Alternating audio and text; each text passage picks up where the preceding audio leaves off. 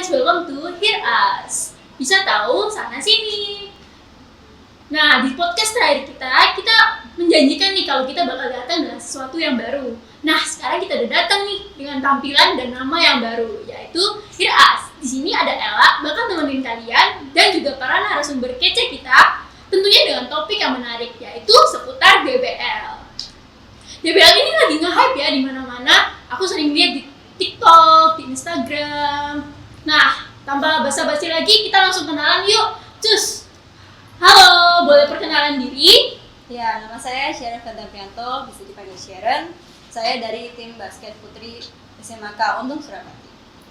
Halo, nama saya Timotius Jandana. Nama panggilan saya Toti, atau biasa dipanggil Toti. Saya dari tim dance SMAK Untung Surabaya, Sidoarjo. Halo, nama aku Niklas Putra Surya, biasanya dipanggil Niko. Aku jadi tim basket putra SMAK Untung Surabaya.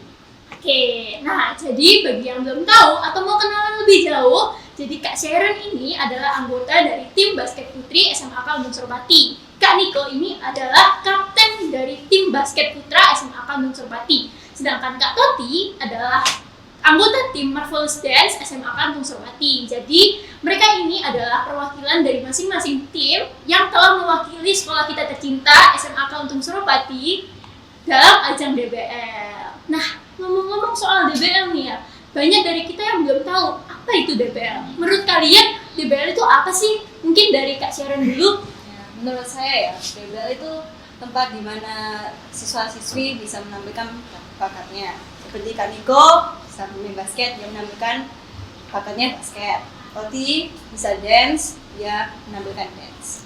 Oke, selanjutnya mungkin dari Kak Niko dulu. Oke, kalau dari aku, DBL itu dimana satu event besar basket di Indonesia di jenjang SMA. Jadi ada benar dari kata Kak Sharon, itu ada tim dari dance yang bisa menampilkan gerakan-gerakan dan sama basket. Itu kan jenjang SMA yang kayak nge-hype gitu kan, basket, dance kayak gitu. Oke, mungkin dari Kak Toti nih sebagai anak dance. Kalau dari aku sendiri, sebenarnya DBL itu kan kayak perlombaan basket yang skalanya nasional kan, satu Indonesia. Nah, tapi yang dilombain itu nggak cuma basketnya aja, jadi tim dance-nya pun juga ikut lomba gitu. Jadi kalau menurut aku, DBL itu suatu ajang atau suatu event yang besar, yang cukup besar untuk kita, kesempatan kita untuk menampilkan bakat-bakat kita. Wah, baik-baik. Jadi, aku mau tanya nih, DBL itu ada seleksinya nggak sih? Kalau boleh tahu, motivasi apa sih kalian buat ikut seleksi DBL ini? Mungkin dari Kak Niko dulu deh. Nah, kalau dari aku, seleksi basket ya, itu mungkin motivasi pertama aku tuh kan karena aku tuh hobi basket. Jadi dari situ kayak kepingin ikut, gimana sih rasanya tuh buat ikut lomba di ajang nasional di jenjang SMA kayak gitu sih. Oke, dari Kak Sharon.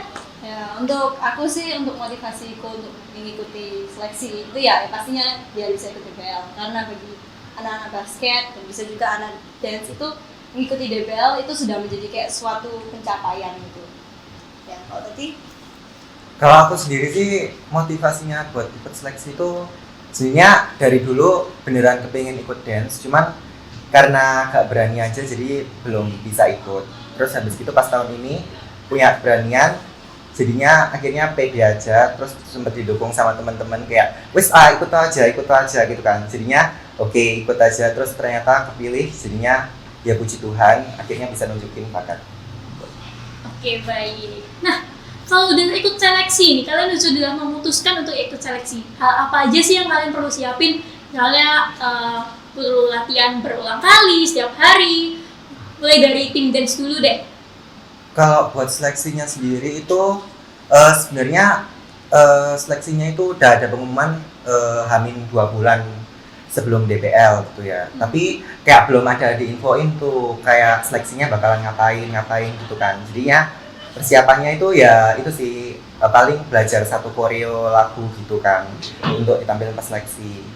Jadi persiapannya itu dari belajar koreo, terus siapin fisik juga biar gak cepet capek gitu. Kalau Kak Niko nih sebagai anggota tim basket putra, kan kakak juga udah lama ya ikut basket. Kalau ikut DBL lagi tuh apa yang perlu disiapin?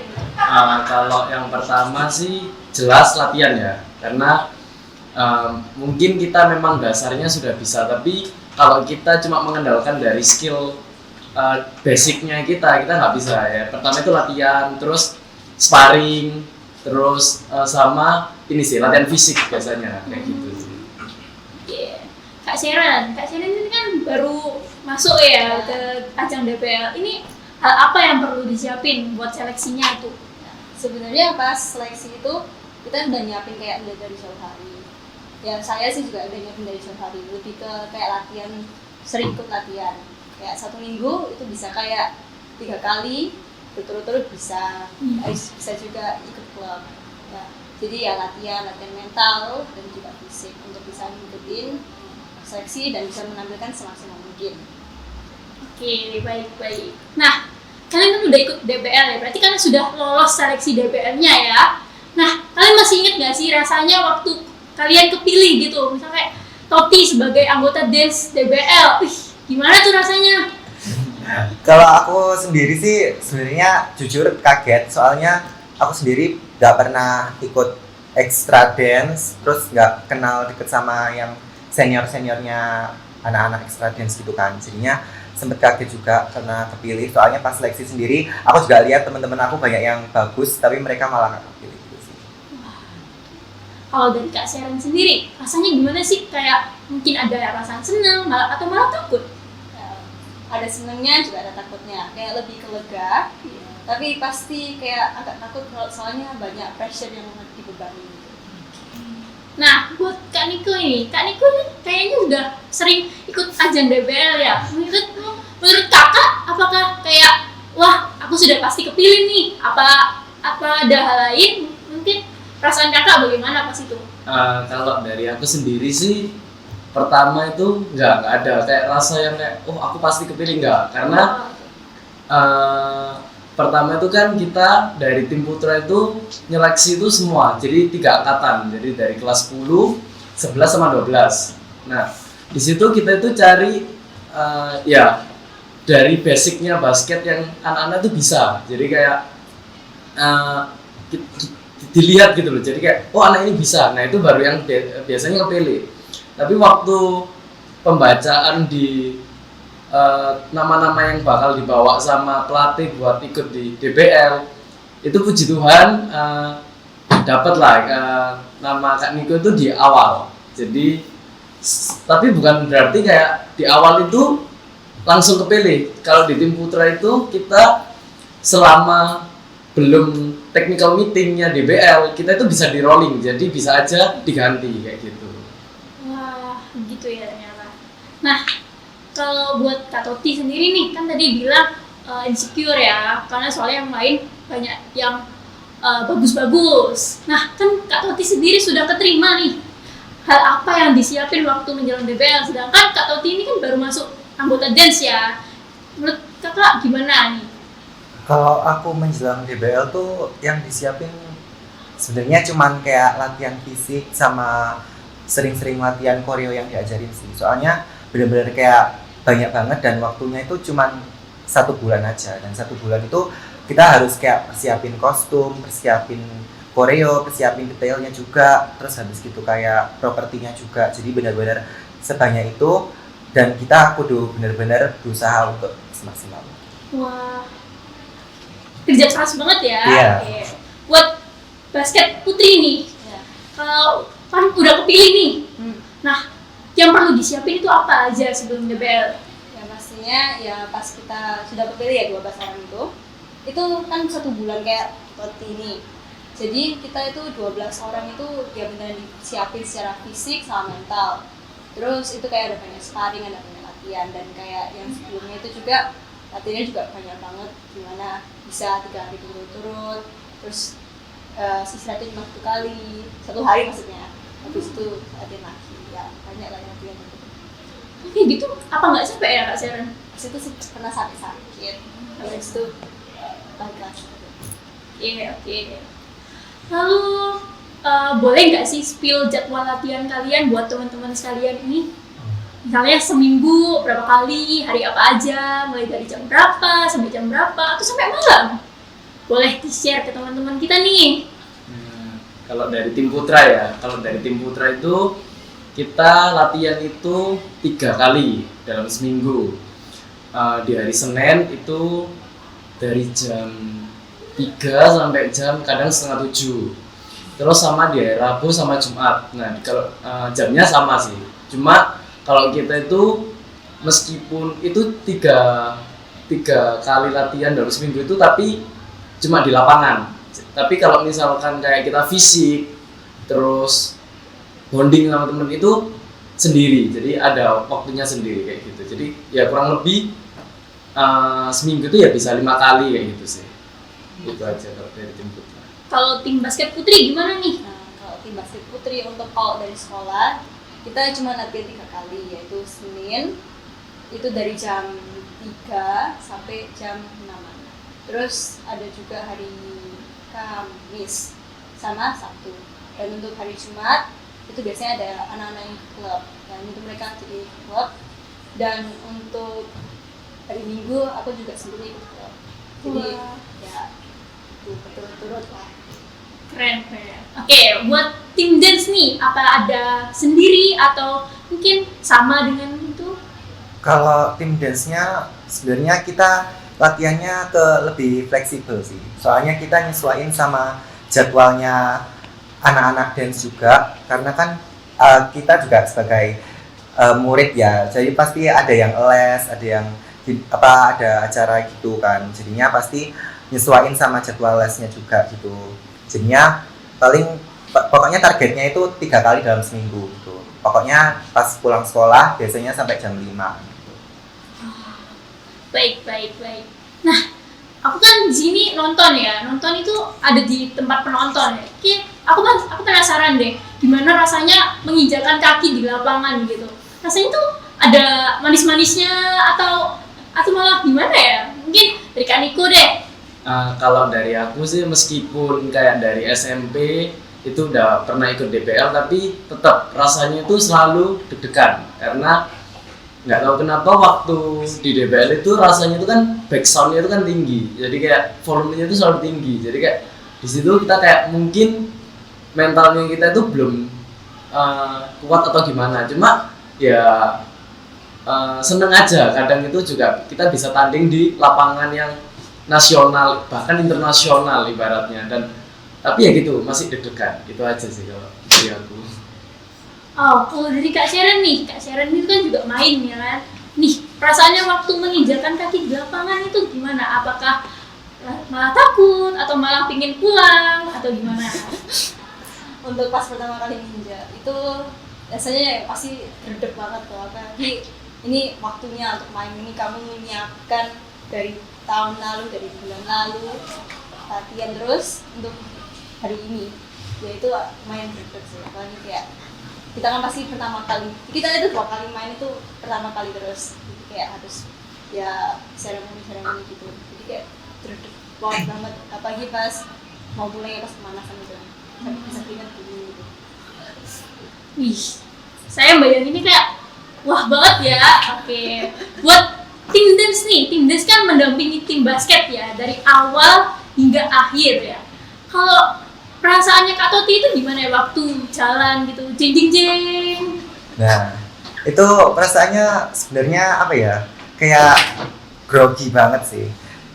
Apalagi aku kan baru pertama kali kan ikut DBL kayak gini, jadinya benar-benar nggak tahu rasanya gimana gitu. Tapi setelah masuk, setelah lari keliling lapangan itu ke tempatnya yang udah disiapin, nah itu akhirnya jadi lega. Oh jadi gini rasanya, kayak bangga ke diri sendiri gitu sih. Akhirnya ini DBL, ikut DBL gitu kan. Gitu. Wah, kayak gimana ya? Kayak bisa ikut merasakan deh. Gila. Jadi selama pertandingan itu ada nggak sih kayak tekanan-tekanan kayak tiba-tiba pundaknya berat banget gitu? Ada nggak sih kayak mulai dari tim basket putri dulu deh? Ya tekanan gitu ya, yang kayak tadi aku bilang itu kayak bisa sampai pas itu aku sampai mual sih, mau muntah gitu, tapi ya nggak muntah lah. Nah, untungnya masih bisa ya. Buat tim basket putra nih, ada tekanan nggak, bisa kayak hendaknya berat banget sampai rumah pengen poyong, pengen pijet, itu gimana itu? Nah, kalau dari aku sendiri sih yang aku rasain itu jujur berat, karena juga kita akan ngelawan tim yang berat juga ya, bukan tim-tim yang kecil kayak gitu, bukan.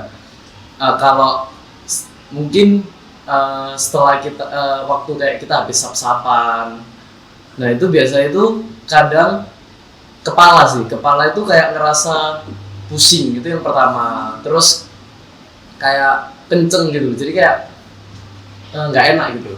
Sama kaki itu selalu kayak panas, jadi kaki itu selalu ngerasa panas, jadi makanya kita itu sering sediain ice bag kayak gitu. Itu aja. Kok jadi ikut merasakan ya? Oke, buat tim dance nih, tim dance ini kan dilihat banyak orang gitu ya, juga di streaming juga.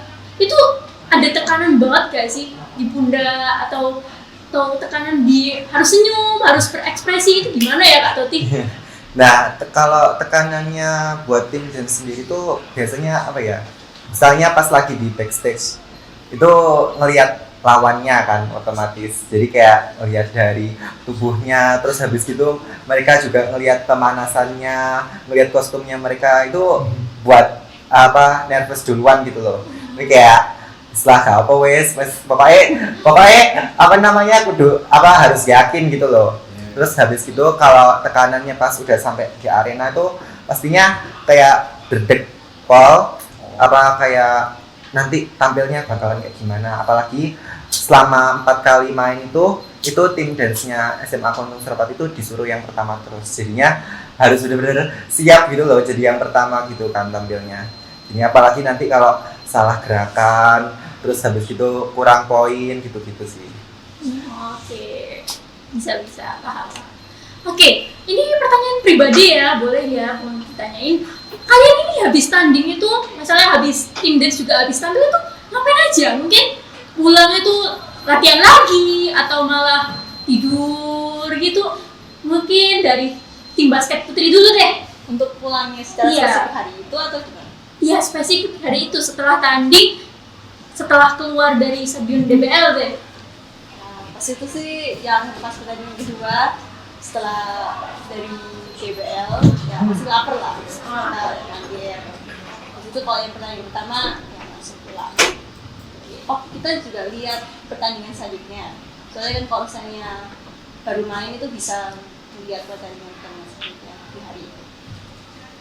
Mungkin kan buat Kak Niko ini ada tersendiri, mungkin healing sama pacar, healing sama keluarga, atau gimana nih Kak? Kalau pertama dari tim ya, jadi kalau dari tim putra itu kita itu selalu evaluasi, jadi setiap kali pertandingan entah sparring, entah tanding, kita itu bakal evaluasi, bahkan latihan pun kita bakal evaluasi.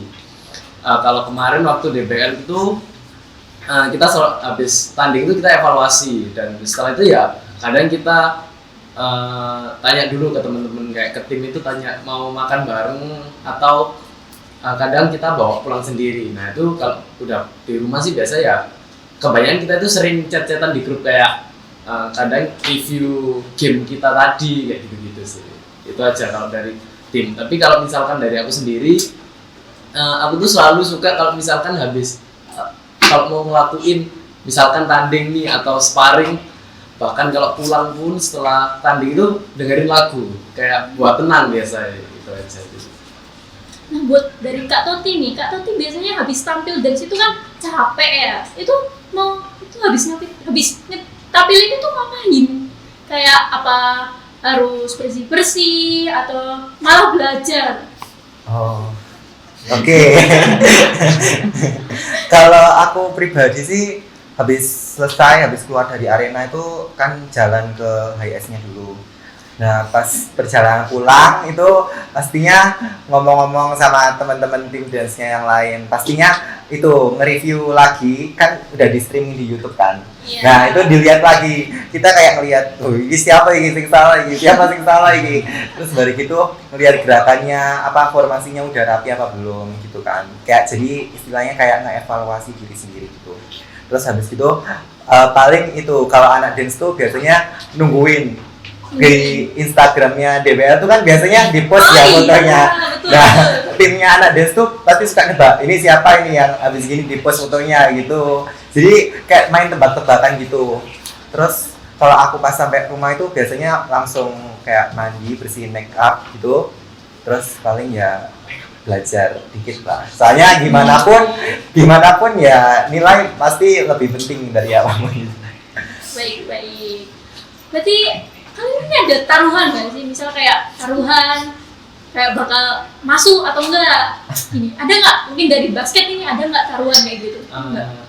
Taruhan apa ya? Mesti dari teman sama Iya, dari teman setim deh.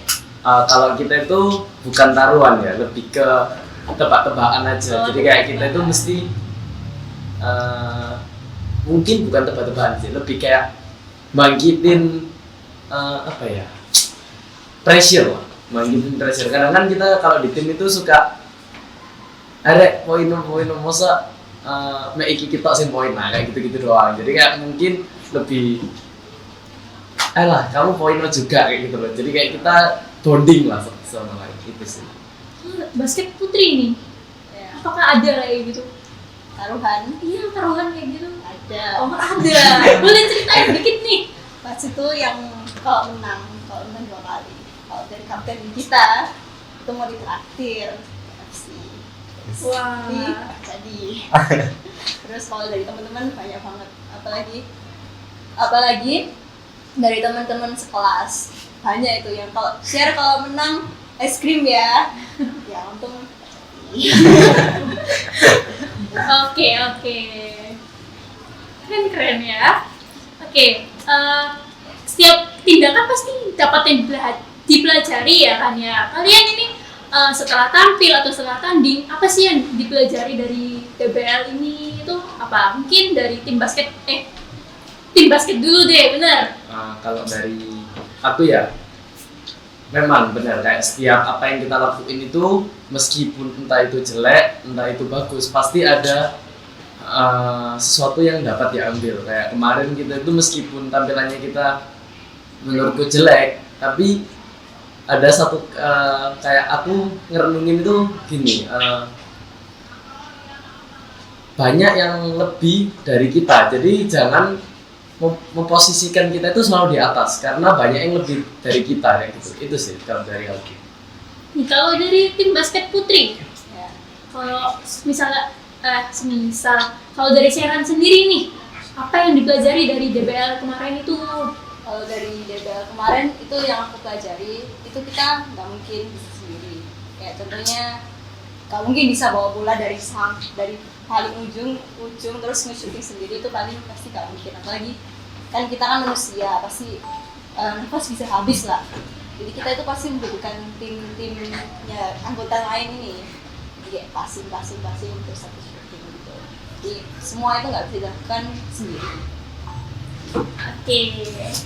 Untuk dari tim dance Kak Toti, apa yang dipelajari dari tampilan yang DBL kemarin? Kalau aku pribadi yang bisa aku pelajarin dari pengalaman sama DBL kemarin tuh apa ya, kita kudu itu sih nggak boleh puas dengan hanya satu tampilan gitu loh. Kita kudu lebih bisa menampilkan, berusaha yang lebih baik dari yang lebih baik gitu.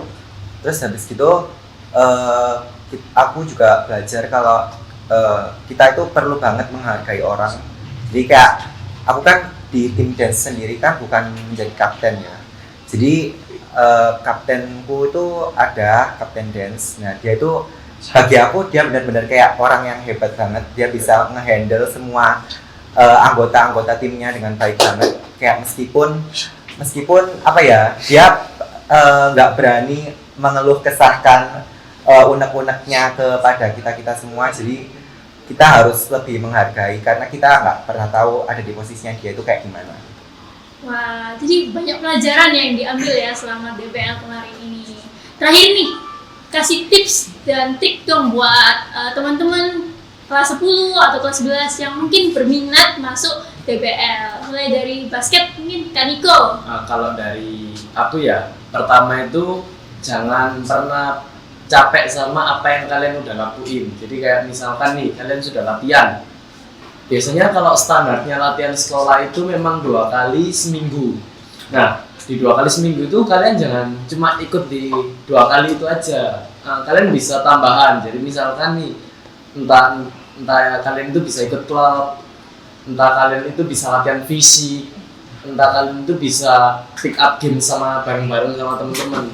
Dari situ biasanya tuh pasti mungkin kita melihatnya sesuatu yang biasa, tapi menurutku dari situ tuh kita tuh bisa berkembang, bukan hanya dari sekolah. Kalau misalkan dari sekolah itu oke lah, kita latihan cuma 2 kali, itu pun sama pelatih, tapi bukan berarti kalau misalkan ada pelatih kita bisa langsung berkembang pesat, itu enggak. Jadi kalau menurutku ya itu sih, jadi ada tambahan sendiri itu sih. Oke. Itu dari Kak Niko ya. Kalau dari Kak Sharon sendiri, bagaimana tips nih buat kedepannya adik-adik atau teman-teman yang minat join DBL? Untuk teman-teman atau adik kelas yang lagi minat untuk join DBL di tahun selanjutnya, sebaiknya latihan dari sekarang. Soalnya nggak mungkin bisa kayak secara instan kamu tiba-tiba bisa basket. Dan itu memerlukan emang latihan yang banyak, latihan fisik dan mental. Jadi ya persiapkan dari sekarang. Oke, itu dari kedua tim basket putra dan putri ya. Selanjutnya terakhir nih dari tim dance. Tips buat teman-teman. Oke. Kalau tips dari aku sendiri sebenarnya cukup simpel sih. Kalian kalau mau ikut seleksi atau seleksi buat dance jadi tim DBL tuh harus benar-benar mempersiapkan diri karena bakalan banyak banget yang harus kita korbankan, kayak mulai dari waktu, terus tenaga, fisik, apalagi kayak masalah dana itu kayak harus benar-benar dipersiapkan gitu loh. Jadi harus kayak nabung dulu gitu. Terus habis itu kalau harus benar-benar ekstra fisik karena latihannya bakalan kayak sampai lama gitu kan. Gitu. Wah, terima kasih tipsnya buat teman-teman. Itu tuh bisa dipraktekin di dalam dunia nyata ya. Nah, gak terasa ya kita udah berbincang lama banget, kayak enjoy banget ya, berasa rumah sendiri ya. Ya, terima kasih buat Kak Sharon, Kak Toti, Kak Niko yang telah hadir dan sharing-sharing DBL buat teman-teman kita. Terima kasih untuk kalian yang telah menyaksikan. Sekian dari kita, terima kasih.